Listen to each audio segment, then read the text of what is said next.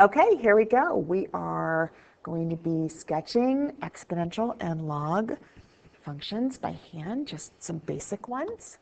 And so here we've got one of the most basic, y equals 2 to the x, and we can go ahead and use a table real quickly to remind ourselves that if x is equal to 0, y is 1. If x is equal to 1, y is 2. We're just going to use those very first 2 points, 0, 1, and 1, 2, and then remind ourselves about what can 2 to the x equal. 2 to the x is going to always give us a positive answer, isn't it? Could 2 to the x ever give us 0 as the answer? There's nothing that we could raise 2 to make it equal 0. And there's nothing we could raise 2 to give us a negative answer like -4. That's not going to work. And that's why we need a horizontal asymptote, because the value of our function, y, can never be equal to 0, nor can y ever be below 0, negative. And so knowing that, we're going to sketch our exponential function just with those 2 points and the knowledge of where our horizontal asymptote is. So with this sketch, what's important, our 2 important corner points, our horizontal asymptote, and the fact that we know the general curvature of an exponential function and that it's increasing. And so when we're looking at log base 2 of x, I'm going to go ahead and switch it so that my log's on the left side, and I can change my log equation to an exponential equation, because I know how to graph exponential equations, right? I can just put them in my table just like we did with number 1. This is the weird part though. Normally we put in numbers for x to see what y is. Since we just did the inverse of a log, right? The inverse of a log is the exponential. We're going to be focusing on y, putting something in for y to get out x. So when we put 0 in for y, we're going to get 1 for x. When we put 1 in for y, we're going to get 2 for x. We'll plug in those 2 points. And yes, I know we've done this in class. We're just reviewing this. And we're going to remind ourselves here, 2 to the y, the answer for that is always going to be positive, right? It's never going to be equal to 0, so x has to be greater than 0. It can't be equal to 0 because 2 to the y is never going to equal 0. That's why we've got a vertical asymptote here. So you can understand where the vertical asymptote came from, or you can just memorize it. Either way, it's there, and our log looks like this. There we go. It shouldn't look like it's touching that vertical asymptote. You guys know what I'm talking about. Okay. Now we're going to do the same thing we did with y equals 2 to the x, but we're going to compare what happens. We're going to, once again, plug in 0 for x, and we're going to plug in 1 for y.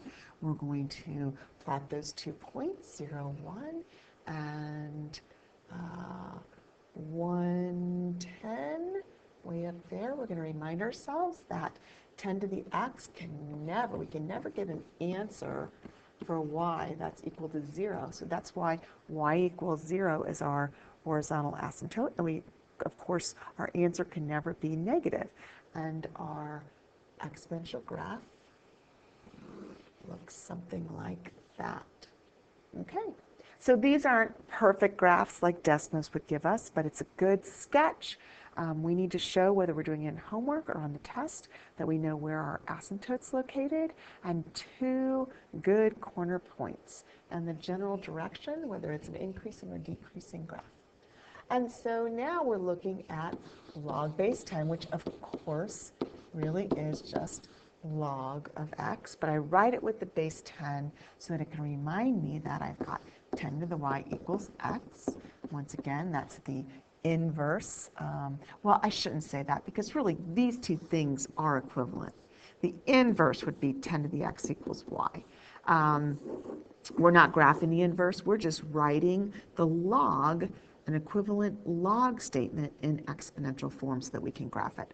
So if x is equal to, we're going to plug in for y. If y is equal to 0, then x is going to be 1, and if y is 1, then x is going to be equal to 10, and we're going to graph those points, 1, 0, 10, 1, kind of off the charts there. I also know that I have a vertical asymptote here, for the same reason that I had one when we were doing log base 2, and my graph looks like this.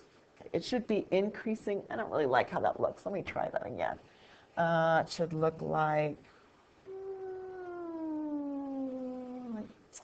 not good. Gosh darn it. Let's see if I can get it right the third time. If not, okay, there we go. I kind of want it to look like it is. It's continuing to increase past that. And so there you go. That's an acceptable sketch, whether it's your homework or the test.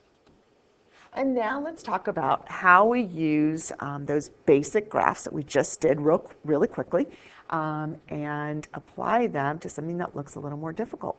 So I'm looking at this, and I know that the parent function for this is y equals 2 to the x.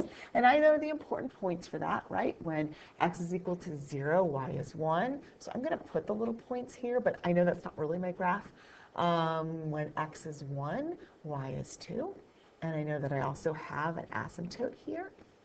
Okay, so this is my parent function, but not my real graph, right? So now let's look. I'm going to switch colors. My real graph says take each point, move it 4 to the right, and up 3. So I'm going to take this point. I'm going to move it 4 to the right. 1, 2, 3, 4. Up 3. 1, 2, 3. Here's my real point. And then I'm going to take this point. I'm going to move it 4 to the right. 1, 2, 3, 4. Up 3. 1, 2, 3. There's my second point. And then I'm going to do the same thing with my vertical asymptote. I can't really move it 4 to the right because there it is. Move it. No, there it is. But I can't move it up 3. So take the vertical asymptote and move it up 1, 2, 3. And there it is. And so my new graph is in green. So on the test or in your homework, if you want to do, it's kind of tough because you wouldn't have to, well, we do have markers if you wanted to do both there. Sometimes you could also do the same thing, but just with the dot, so you don't have two exact graphs on there, but our graph is in green. I'm going to do the next one just with moving the dots and not graphing the original parent function all the way. So when I look at this, I know my parent function is y equals log base 7x. I'm just going to do my dots. What my first dot, if I rewrite this like this, and I do like that, then I know when y is 0, we have x is 1, and when y is 1, we have x is 7. So I know I'm going to have 1, 0, and 7, 1. I'm not going to draw the whole graph. I do know where my asymptote would be, right? My asymptote would be at x equals 0. So here we go. This says move your dot 3 to the left and 4 down. So I'm going to move it 3 to the left. 1, 2, 3. 4 down. 1, 2, 3, 4. There's my real dot. From the parent function, I'm going to move this dot. This point, 3 to the left, 1, 2, 3, and 4 down, 1, 2, 3, 4. And when I think about my asymptote, it was at x equals 0. I'm going to move it 3 to the left, 1, 2, 3. I can't really move it down because there it is. I'm going to erase my green dot so it doesn't look so confusing like the last one. And I'm going to draw.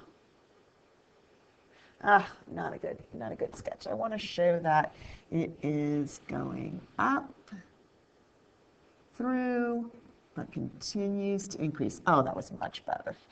All right, and that's it. Once again, we're showing two important points. We're showing the asymptote, and we're showing the general curve of a log. And that's what you need to do, whether it's for practice or on the test. And so now on the back of your sheet, you've got 7 through 12. You've got 6 of them that you could do on your own and check your answers on the blog. Thanks for joining me.